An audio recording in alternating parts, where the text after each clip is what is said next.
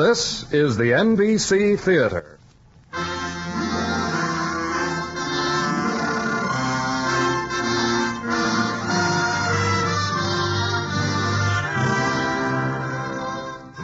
From the NBC Theater, a full-hour drama based on one of the great novels of American literature, The Portrait of a Lady by Henry James.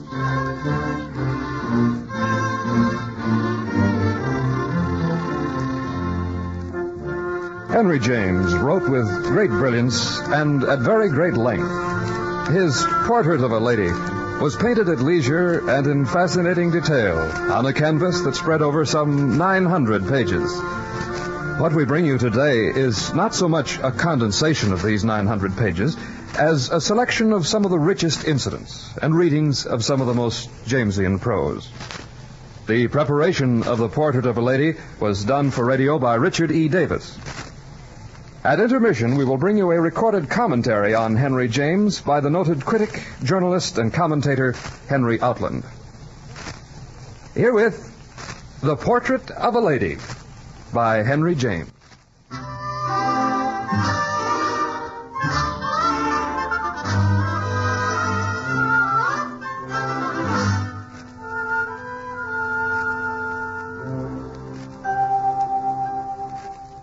On the carpet of the lawn extending before a great Tudor country house some 40 miles from London, the flood of summer light had begun to ebb. The air had grown mellow, and the shadows had begun to lengthen across the perfect lawn. In this setting we begin our simple history, as we observe our principal, Miss Isabel Archer, late of Albany, New York, and her guest at tea, a distinguished member of the English nobility, Lord Warburton.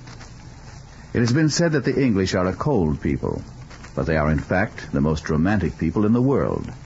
And Lord Warburton was about to give an example of it. Miss Archer, one's right in the matter of which I'm about to speak is not measured by time. My impression dates from the first hour we met. I fell in love with you then.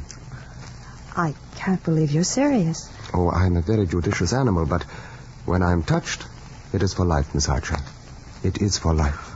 Lord Warburton, how little you know me. That I don't know you better makes me unhappy enough already. And if you know me little, I know you even less.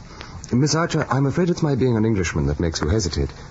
I know that your uncle thinks you ought to marry in your own country. Has he told you that? I spoke perhaps of Americans generally. By the way, if you don't like my home, if you don't care for Lockley, you need never go within 50 miles of it.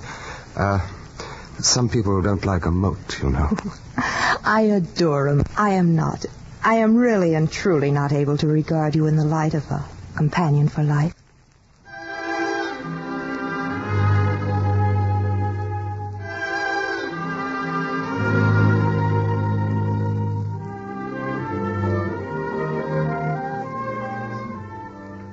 Smile not at this simple young woman from Albany who rejected an English peer, a gentleman whose holdings were said to be among the largest in England. Smile not, I say, for in spite of the large measure of folly in her wisdom, she was a person of great good faith. When Lord Warburton had left, Isabel Archer returned to the mansion of the estate known as Garden Court, and there met her cousin, Ralph Touchett, whose esteem for her was the highest, and whose knowledge of Warburton's proposal was almost instinctive. His reaction was, as always, sympathetic to both sides. I feel very sorry for Lord Warburton. He was very much in love with you, Isabel. But, Ralph, he has seen me only a dozen times. Lord Warburton is terribly rich. As his wife, you would have been thought a most superior being. Could have done most anything with your life that you wished. I want to live without the complications of a husband. Why should I begin my life by marrying? There are other things that a woman can do. But none that she can do so well. Would you have me marry Lord Warburton? I'm absolutely without a wish on the subject. But now I shall have the thrill of seeing what a young lady does who won't marry Lord Warburton. You're teasing me. No, Isabel. I believe you do want to see life. You'll be hanged if you don't, as the young men say. I fancy myself too much of a lady to see it as the young men want to see it. But I do want to look about me. You really want to drain the cup of experience? I don't want to touch the cup of experience. It's a poison drink from what I hear. I only want to see for myself. Perhaps that is your error. You want to see, but you don't want to feel. That is a distinction I must make for myself. I'm sorry I can't give you a better answer to your question. You've answered my question, Isabel. You've told me what I wanted to know. Seems to me I've told you very little. You told me the great thing, that the world interests you, and that you want to throw yourself into it.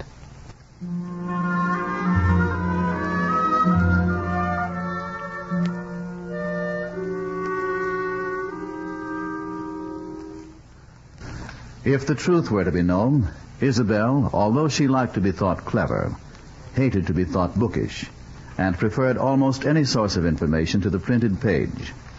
For this reason, our young lady was deeply grateful to certain wealthy individuals in her family who had made possible her visit to England in her 22nd year. Her knowledge was meager, and her ideals were inflated. Her confidence at once innocent and dogmatic. Her temper at once exacting and indulgent. Her curiosity to see life at first hand was immense. Her imagination noble. Considering this, it is not to be wondered that the person at Garden Court who most influenced Isabel was not one of the immediate family, but rather Madame Merle, a visitor and a woman cultivated and civilized, wise and easy.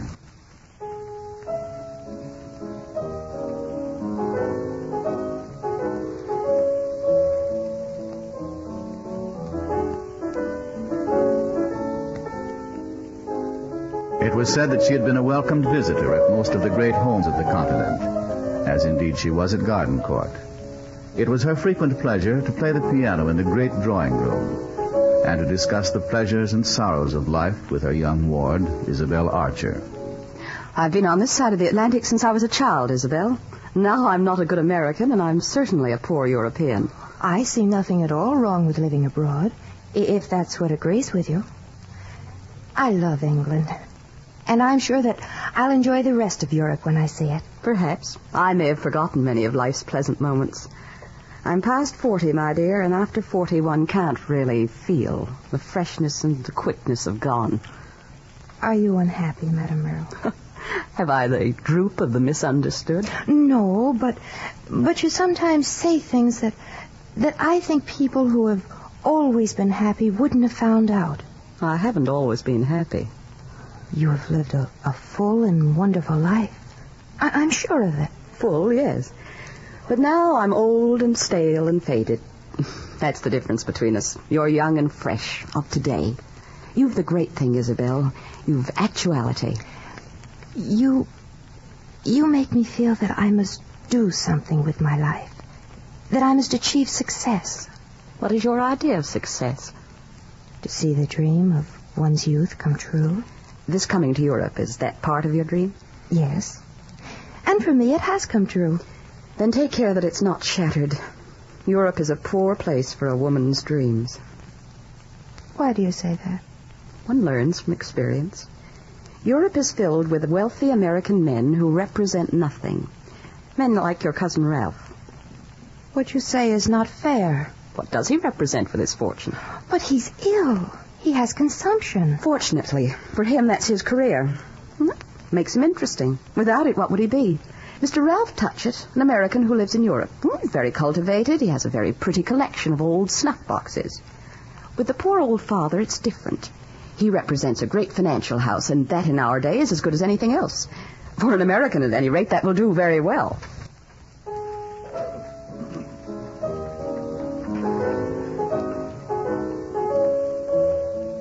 And while Madame Merle played the piano and discoursed on the qualities of the expatriate, the man who was massively identified with a great financial house lay upstairs in the master bedroom of Garden Court and prepared for death.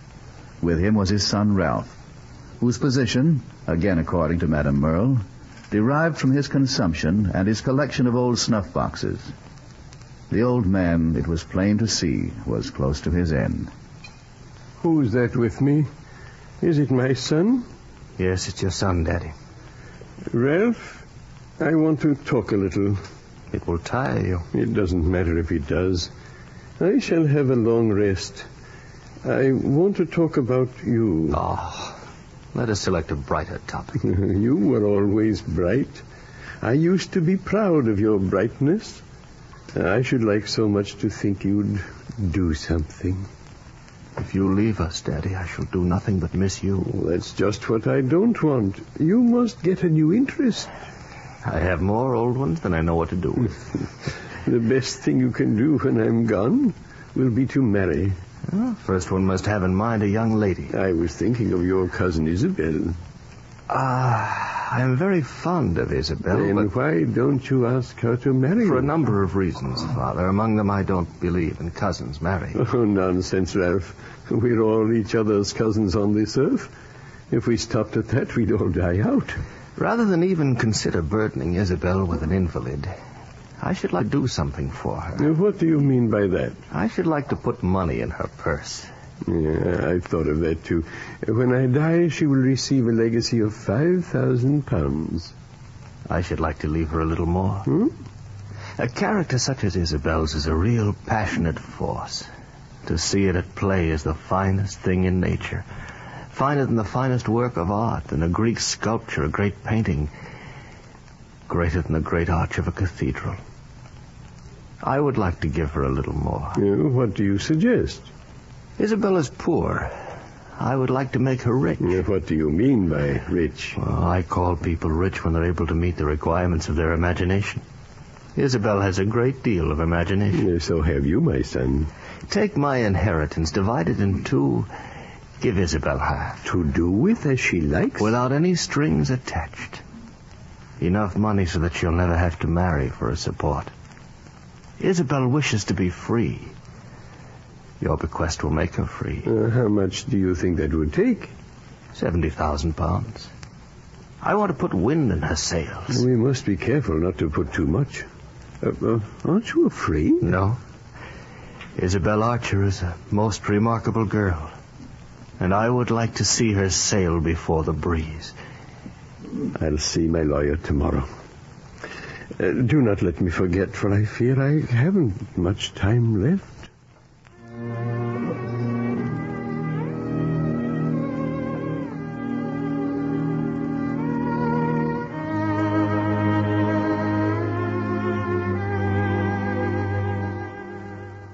Within the week, Isabel's uncle had died, but not before he had seen his lawyer.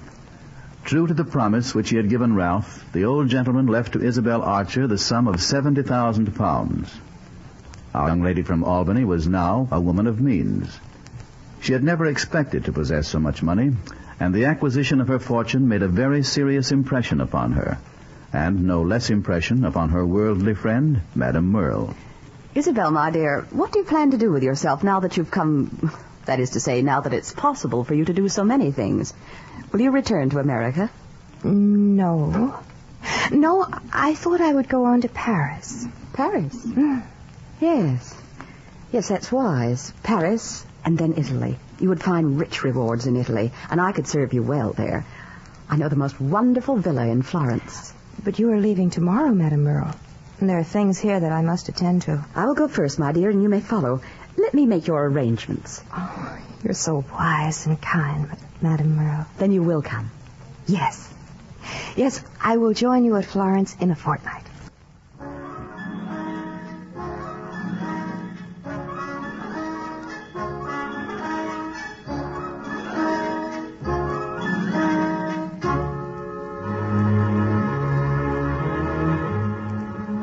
Madame Merle left England with curious high hopes, which she carried with her across the Channel to France, across the Alps to Italy, and thence to Florence, where on a sunny afternoon she rented a carriage and drove out to an ancient villa crowning an olive-muffled hill outside the Roman gate of Florence.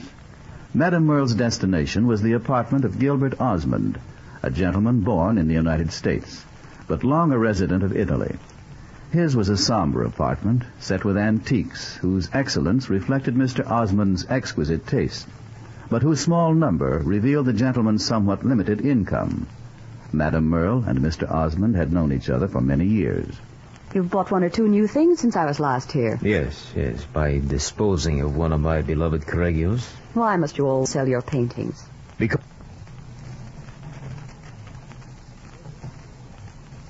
Because my dear, as you ought to know, they bring money. And money was needed to pay for my daughter at the convent. How is dear Pansy? Delightful, as always. Did she ask about me? She mentioned you. Pansy will leave the convent soon and come here to live with me. How unpleasant for Pansy. Serena, you do not come here without a purpose these days. What is on your mind? I was about to tell you that I have a friend whom I wish you to meet. Oh?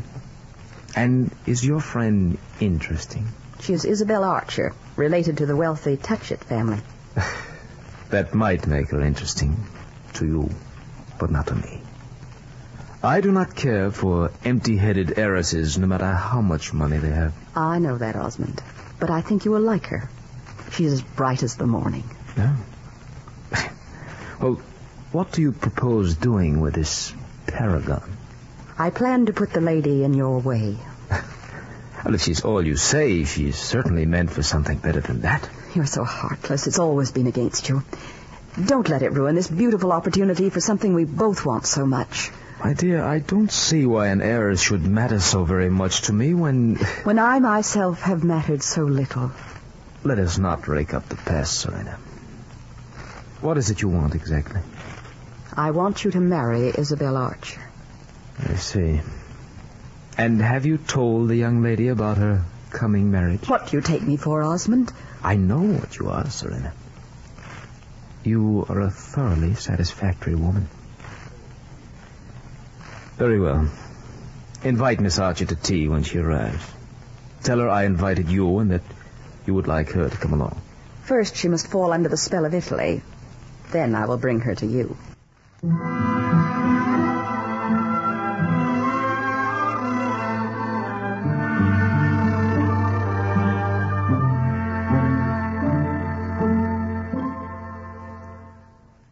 Italy stretched before our young lady as a land of promise.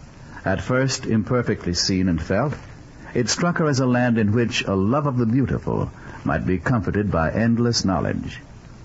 For the young lady from Albany to live in such a place as Florence was to hold her young ear all day to a shell of the sea, of the past, pausing as if on the edge of a great adventure. When Madame Merle appeared out of the shadows and suggested that they go to tea with a lonely young American who looked like a prince in disguise, our young lady was delighted, and later suspected nothing when Madame Merle excused herself to stroll in the garden while Mr. Osmond showed Isabel his art treasures. I'm afraid my exhibits are really much overstated by Madame Merle. Of all these pictures, which one is your favorite, Mr. Osmond? Well, the little one by the archway. My only remaining Correggio.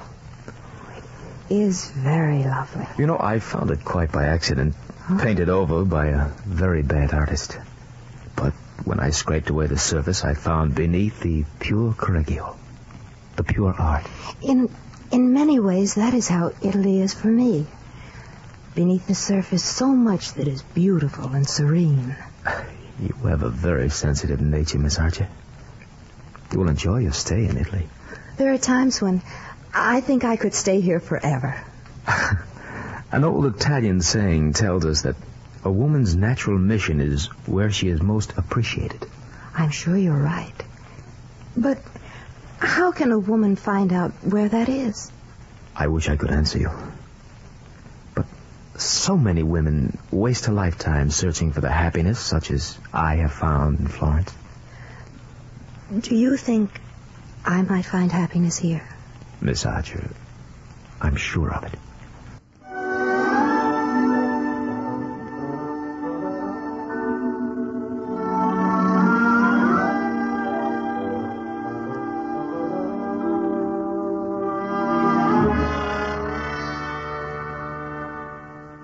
As the weeks passed, Isabel gave herself more and more to the company of the quiet, sensitive man on the lonely Tuscan hilltop. And then one day her old friend reappeared, her cousin, Ralph Touchett. It was a curious meeting, marred by Ralph's comments on Isabel's new associations. Gilbert Osmond. Oh, yes, I know him. He's a vague, unexplained American who's been living these 30 years or less in Italy. Why do you call him unexplained? Only as a cover for my ignorance. I don't know his antecedents, his family, his origin. He used to live in Rome, but I remember him saying that Rome had grown vulgar. He has a dread of vulgarity. That's his special line. Hasn't any other that I know of. He lives on his income, which I suspect of not being vulgarly large. Married young, lost his wife. I believe he has a daughter. But if you were brought there by Madame Merle, you may go de confiance. She knows none but the best people. It seems to me that you insinuate things about her. I speak of her as I speak to her, with an even exaggerated respect. Her merits are immense. She's indescribably blameless. Pathless desert of virtue. Only woman I know never gives one a chance. A chance for what? I won't answer. Let me only say this. I delight in Madame Merle. You're very odious, sir. On the character of everyone else I know, you may find some little black speck. If I were to take half an hour someday, I've no doubt I should be able to find one on you. For my own, of course, I'm spotted like a leopard. But on Madame Merle's, nothing, nothing, nothing.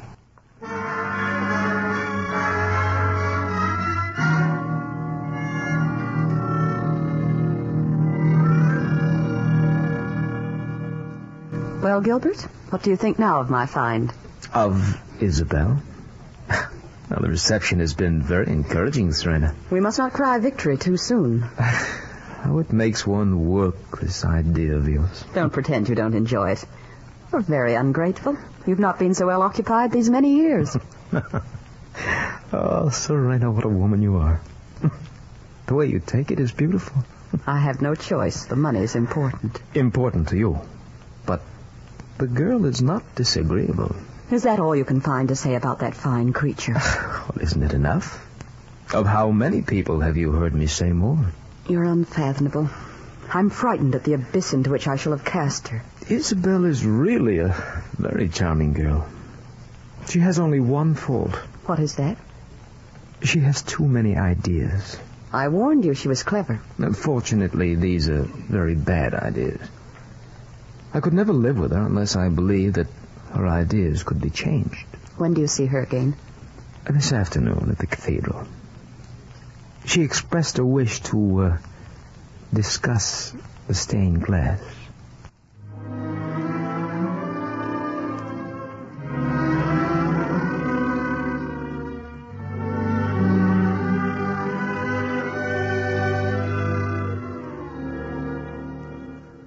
That afternoon, as our young lady made her way to the rendezvous, the sky was a blaze of blue, and the splash of the Florentine fountains created in Isabel a repressed ecstasy that was trebled as she entered the great cathedral and found herself beneath the far-reaching dome, washed in the sunlight that drizzled down through the air, silver-thickened by clouds of incense, and mingled with the reflections of medieval marble and gilt and mosaic and bronze. Her conception of happiness in this ancient land rose and dizzily rose, and mingled with the splendid chant of a hidden choir. From the ancient past to Isabel Archer's future was a long stride, but her imagination had taken it in a single flight. And, immersed in the spell, she did not hear the sound of approaching footsteps in time to anticipate the shadow thrown across the line of her vision. My dear Miss Archer. Oh, Mr. Osborne. I did not mean to frighten you. I fear I was wrapped in my own thoughts. The wonderful thoughts of your beautiful mind. I was thinking of the happiness I have found in Italy, and of how sad I will be when I must go away. When that day comes, I too shall be sad, for I will miss you. Do you really think so? Until you came, I led a quiet life with my paintings, satisfied with my poor lot. Until now. What do you mean? A great loneliness threatens my life. You have your daughter. Since the death of my wife, she has been a great consolation, yes, but the loneliness I speak of comes from my love of you, Isabel. Osmond. I'm absolutely in love with you. Oh, please.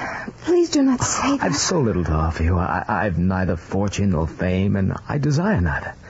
My feeling for you is uncomplicated by any other consideration but the fact that for me, you'll always be the most important woman in the world. I don't know what to say. I admire you, and I respect you. Oh, say that you love me, Isabel. Say that you love me.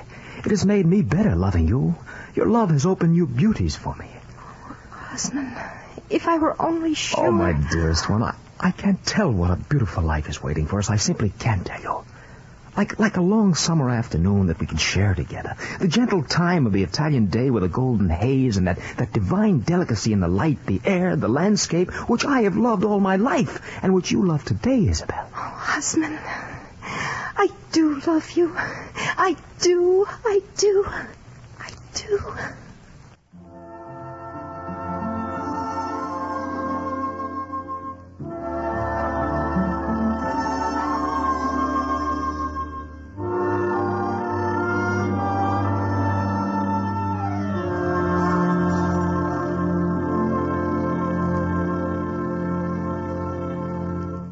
From Hollywood, the NBC Theater is bringing you a radio version of The Portrait of a Lady by Henry James.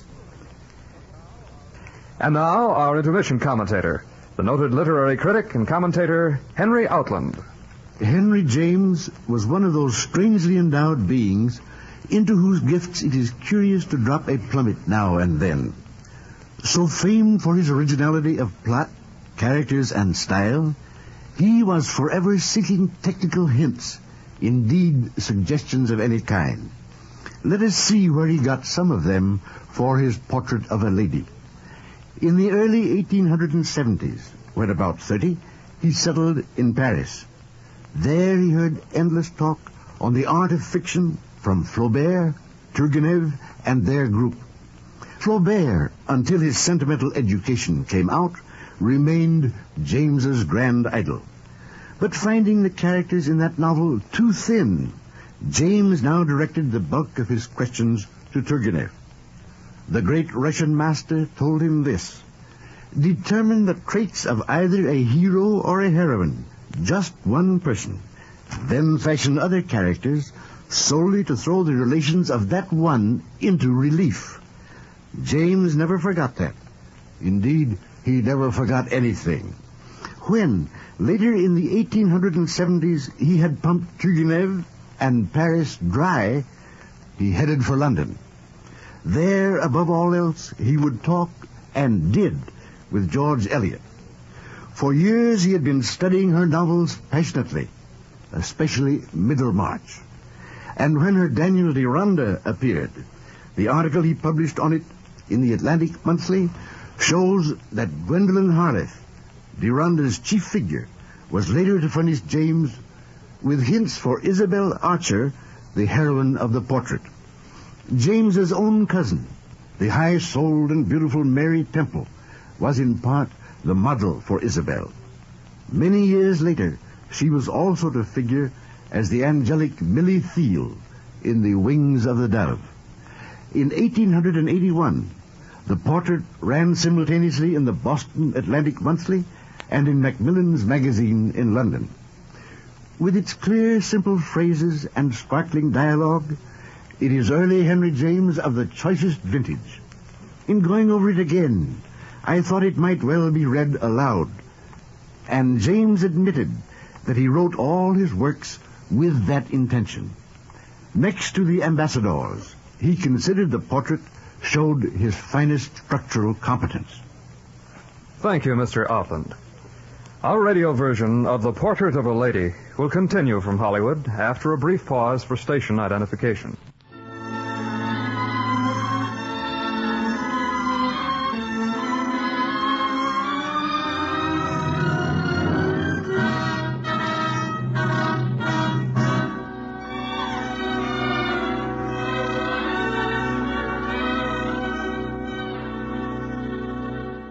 Three years have passed since the marriage of Isabel Archer and Gilbert Osmond, as our history resumes at their house in Rome, the Palazzo Roccanera, a dark and massive structure deep in the heart of the Eternal City. To this austere place there came one evening in the autumn of 1876 a handsome man whom we met earlier in our history when his proposal of marriage was refused by our young lady. And we discover him now as he is welcomed by the somewhat eccentric Countess Gemini, sister to Mr. Osmond. So, you have found your way, Lord Warburton. The fame of Mrs. Osmond's Thursday evenings has spread even to England. Never will I understand, Lord Warburton, why Isabel refused you to marry my brother. I'm sure that she had excellent reasons, Countess. At the time, perhaps. But marriage can change the mind as well as the heart. Has she changed? No woman could remain unchanged, married to my brother. Physically, she bears no marks, no bruises, but her step draws a mass of black drapery behind it. The marriage is a failure. And yet they continue to live together? They share the same roof. What is it that keeps her at his side? They have a mutual affection for his daughter, Pansy, a delightful girl of 19. Isabel has learned to love the child deeply. And for the love of his child, she stays on. For this, and because neither will admit that their marriage has failed. There she is now, standing at the balcony.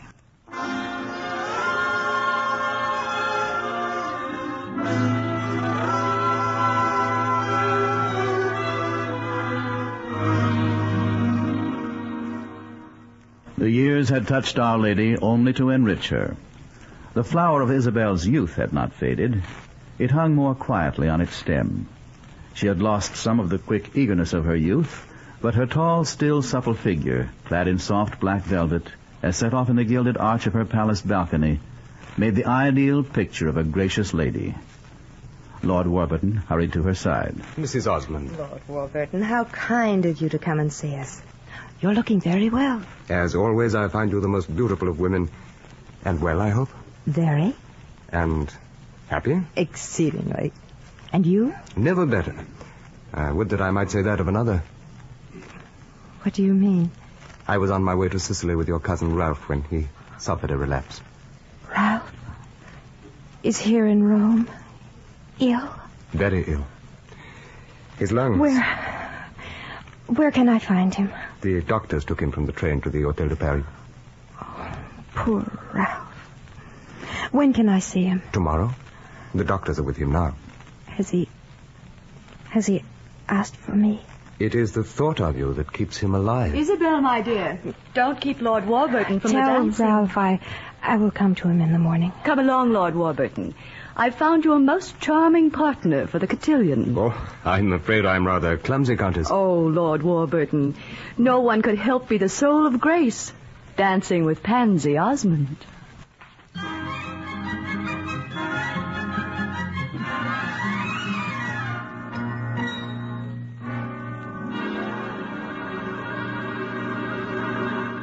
That night, after the guests had gone, as Isabel sat in her room watching the fire, she was disturbed by the entrance of her husband.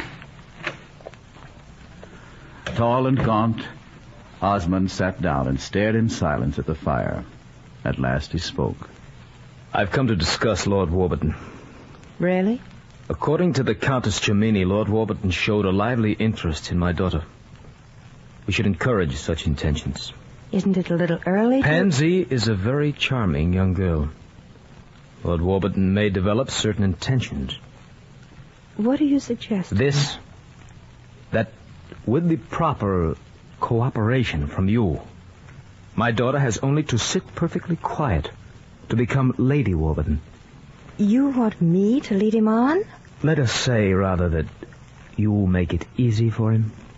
What makes you so sure he will fall in love with Pansy? I'm leaving that, my dear, to you. You are asking me to persuade him? A 40-year-old bachelor need not be persuaded of the charms of a fresh young girl of 19. Let him know that no obstacle stands in his way. What you are proposing is infamous. Assuming that Lord Warburton may be charmed by Pansy's girlish ways, what of her desires? My daughter, in contrast to my wife, wishes above all to please me. She will do as I like when I point out the advantages of a wealthy marriage. You should be very familiar with the advantages of a wealthy marriage. Isabel, I hold that the possibility of realizing the marriage lies in your hands. I leave it there. And now, good night, my dear wife.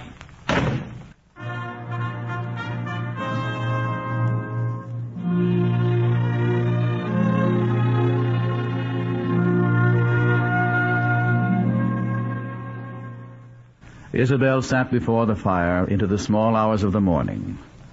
Osmond was not all to blame, she told herself. There were times when she almost pitied him. For if she had not deceived him in intention during their courtship, she surely deceived him in fact. Under his extraordinary charm, she had not been her true self. She had changed her nature to please Osmond. He had courted one woman and found himself married to another. But he had not changed, and he had not disguised himself during the courtship.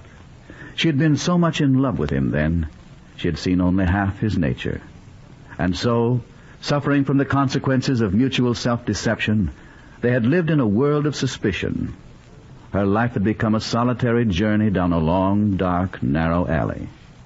What would happen when she reached the dead wall at the end?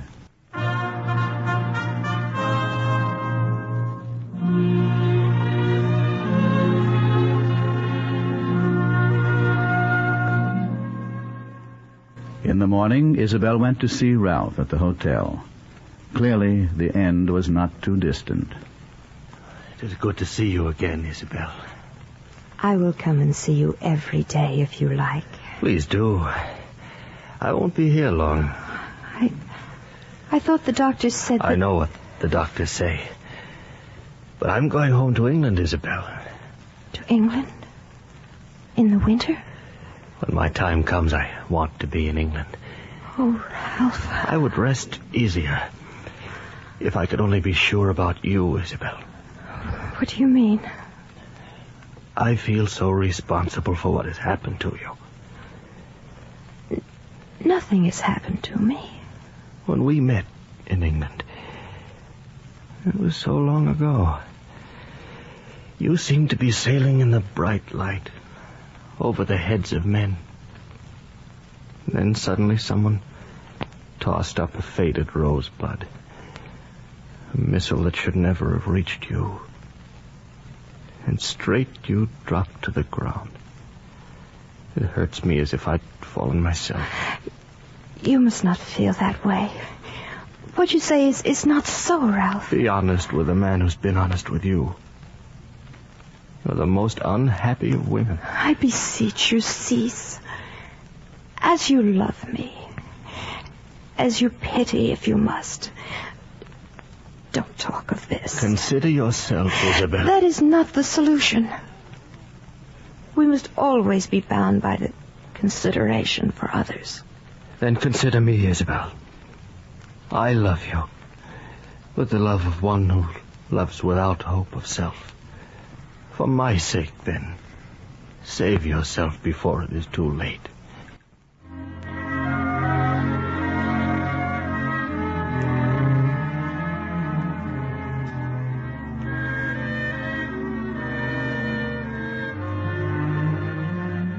In her heart, Isabel knew that Ralph spoke the truth. How easy it would have been to reject Osmond there and then.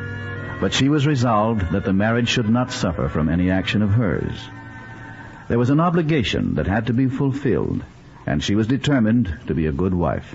And so in the weeks that followed, Isabel turned her attention to carrying out Osmond's wishes, and encouraged Lord Warburton in his courtship of Pansy.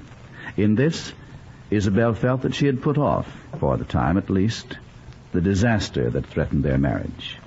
Consequently, she was much taken back by a conversation with the Countess Gemini.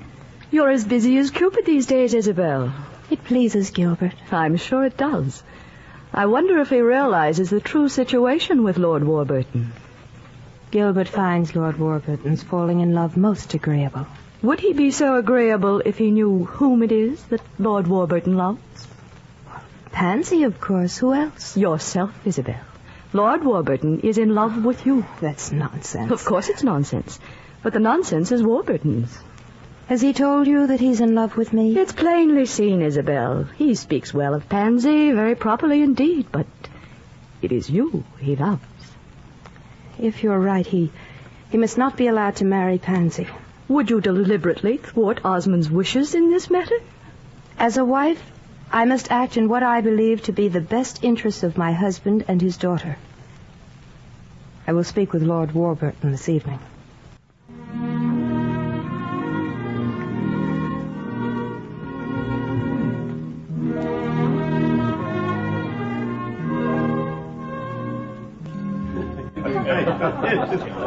You wanted to see me, Isabel? Come into the drawing room, Lord Warburton. I noticed that you weren't dancing. No, I was sitting this one out. And what of Pansy? Oh, she has more offers than there are dances on the card. And sometimes I think that she finds me a bore. But surely you did not call me here to discuss dancing. And what is on your mind? I want to talk to you about Pansy. How do you feel about her?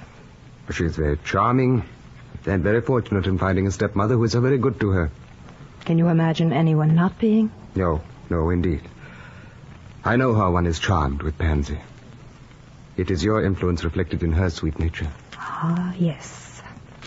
If she isn't the rose, she has lived near it. We all try to live as near it as we can.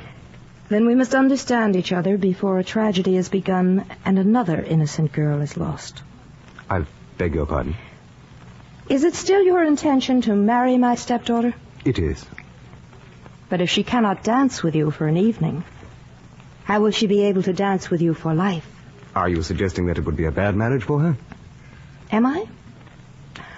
I think Pansy would do wonderful well to marry you. But it strikes me that you're not in love.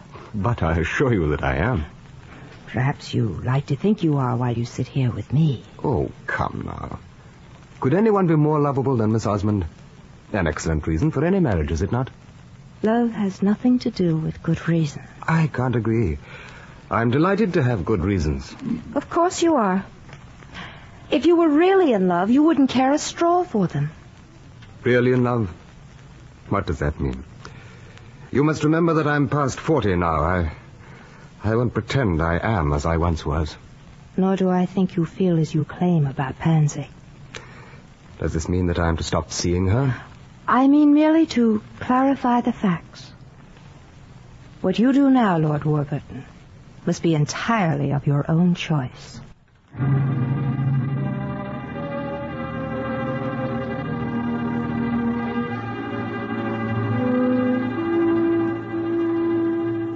The weeks passed without any abrupt change in the situation.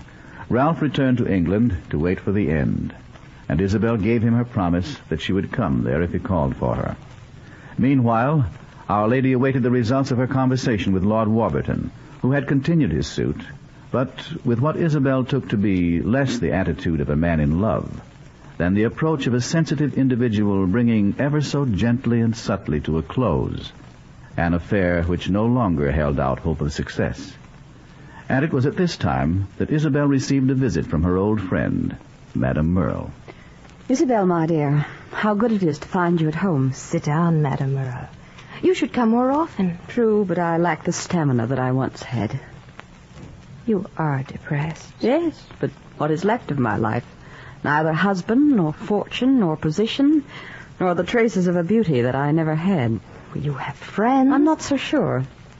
Disappointments sour the best of friendships. Even yours and mine, Isabel. What do you mean? Can you not guess how you've disappointed me? I'm at a loss to understand you. Then you pretend that you do not know that my heart was set on Pansy's marrying Lord Warburton. But there was no engagement even. Exactly. But there could have been with the proper handling. Your manner is very strange. I had my heart set on that match. You and my husband seem to have identical interests. I know what Osmond thinks. He judges you severely. When do you discuss me with my husband? He just left this room after telling me that Lord Warburton is leaving Rome tonight. And not one word has he spoken to Osmond about the wedding. You interfered, didn't you? You insolent woman.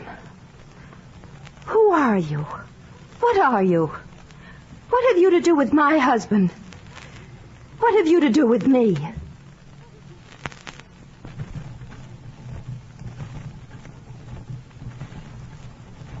Since you ask, everything.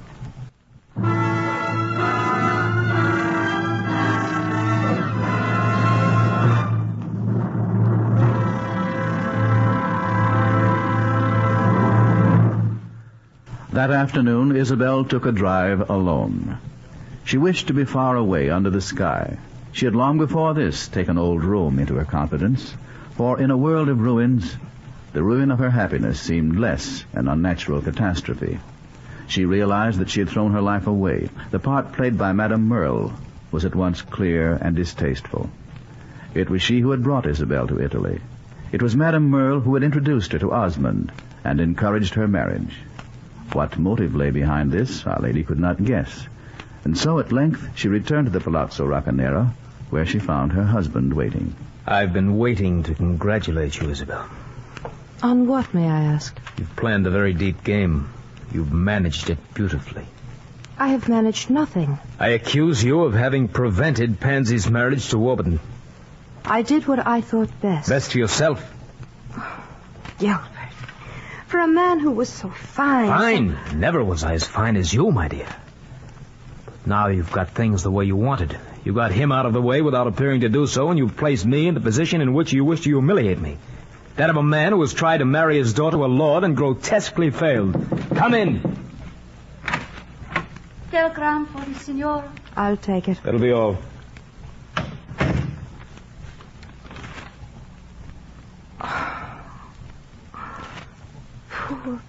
Poor man. My cousin Ralph. He is dying in England. Oh, Ralph was dying when we married. He'll outlive us all. Osmond, I must go to England before he dies. If you do, it'll be against my wishes.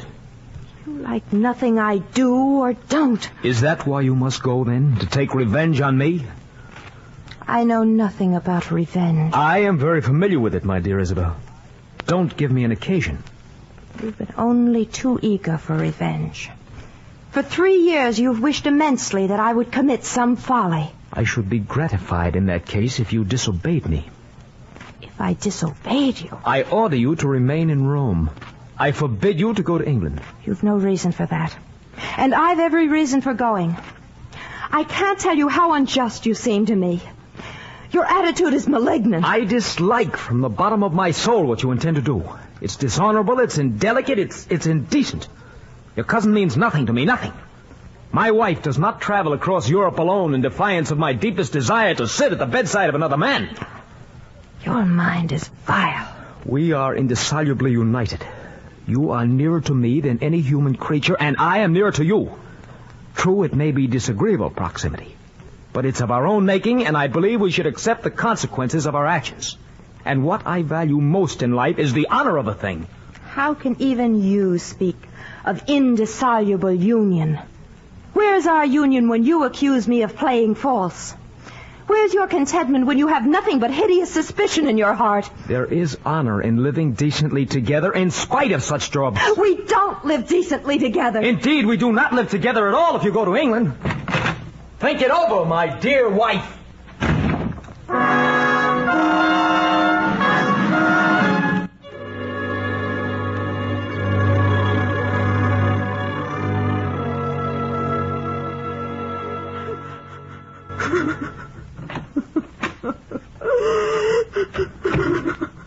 Isabel, what is the matter? Oh, Countess, my cousin Ralph is dying in England. I'm very sorry for you. You would be sorrier still if you knew. What is there to know? You look poorly. You must have been with Osmond. I have been with Osmond. I'm sure, then, he's been odious. Did he say he was glad poor Mr. Touchett's dying? He forbade me to go to England. For what reason? Because we're so happy together that we can't separate even for a fortnight. So you've come to appreciate my brother for what he really is. Perhaps this is the time for me to tell you. Tell me what? Perhaps you know already. Perhaps you've just guessed. If you have no reason why you shouldn't do as you like. You're going to tell me something horrible. You can call it by whatever name you will. My late sister-in-law had no children. Osmond's first wife had no children? No. The poor little woman lived for only 3 years after their marriage. And she died childless. Pansy was born after her death. Pansy is not Osmond's child? She is his child by another man's wife. Who was this woman? Your friend, Madame Merle.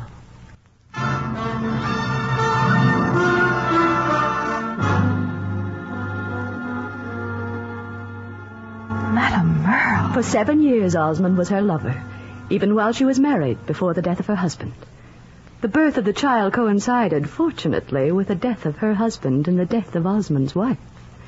Osmond passed the infant off as his own, and Madame Merle renounced her claim in the child. The poor woman. Poor Madame Merle. You sympathize with her? She gave up her child, and I married the man she loved. How could she let me marry him? It was her idea.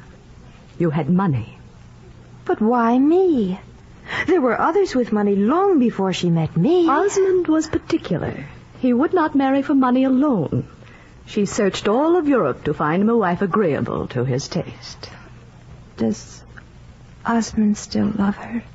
She's worked for him, plotted for him. She's even more than once found money for him. And the end of it is that he's tired of her. Osmond would not miss Madame Merle if she were removed from the earth. Does she know this? She knows it. You need not hate her, Isabel. I am sorry for her. I'm so terribly sorry for myself.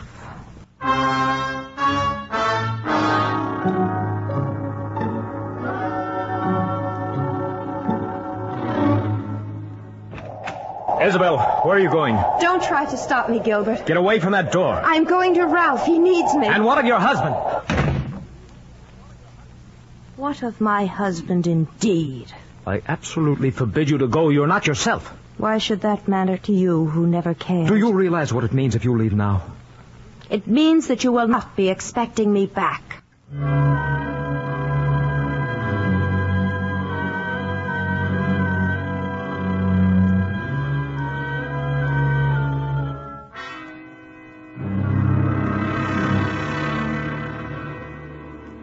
The house in England was somber with the dull air of expectancy that fills a house when death is a momentary guest.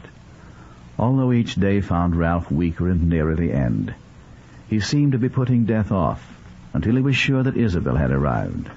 And then he spoke. I feel better tonight. I think I can say something. Don't tire yourself. Dear Ralph. Been like an angel beside my bed. They talk about the angel of death. It's the most beautiful of all. This is not death, dear Ralph. Not for you, no. There's nothing makes us feel so much alive as to see others die. With me, it's all over. I wish it were all over for you. I would give my life that you might live. No, Isabel. Then I would die myself not to lose you. You won't lose me if you keep me in your heart. I shall be nearer to you than I've ever been. Don't wish for death. Life is better. For in life there is love. Death is good. But there is no love. I never thanked you. I never spoke. I never was what I should be. And it was your generosity that made my life possible. I believe I ruined my life. He would not have married me if I had been poor. I understand that now. Is it all over then, between you? Nothing is ever over, really. Are you going back to Osmond? Don't ask me, Ralph. I would like just to stay here with you. I feel so very old. You'll feel young again. I don't believe that such a generous mistake as yours can hurt you for more than a little. Remember this, that if you've been hated, you've also been loved, Isabel. Adored. Oh, Ralph. Now I am alone.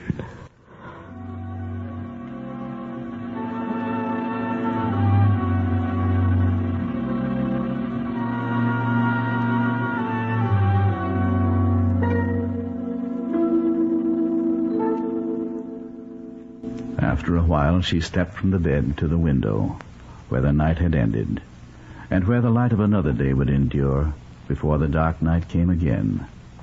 The dispassionate passage of time that separates us from the past and leaves us to our own defenses against the future. Where to turn now? America was behind her, an alien land. Only Rome beckoned. Rome with its immeasurable capacity for sorrow. In Rome, she could drop her sadness into the silence of lonely places that would offer companionship in endurance. Her marriage had been the single sacred act of her life. And even in a union as hideous as her own, there were obligations that were quite independent of the enjoyment extracted from marriage.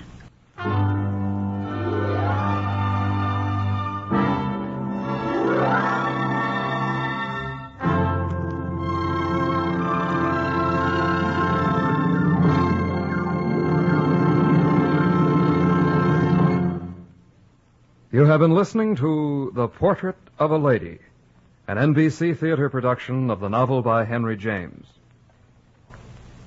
Next week, be with us again at the NBC Theater for a dramatization of Edith Wharton's great novel, The House of Mirth, and the following week for Theodore Dreiser's Sister Carrie.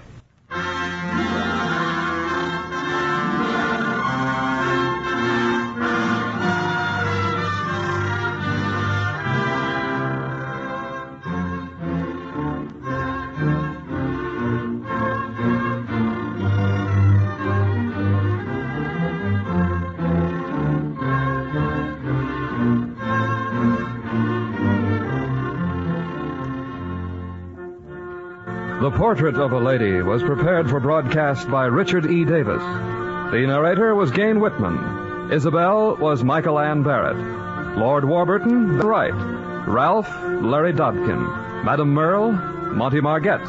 Mr. Touchett, Norman Field. Osmond, Tony Barrett. Countess Gemini, Sarah Jane Wells. Your announcer, Don Stanley. Our intermission commentator was Henry Outland, whose commentary was recorded. The director of the NBC Theater is Andrew C. Love.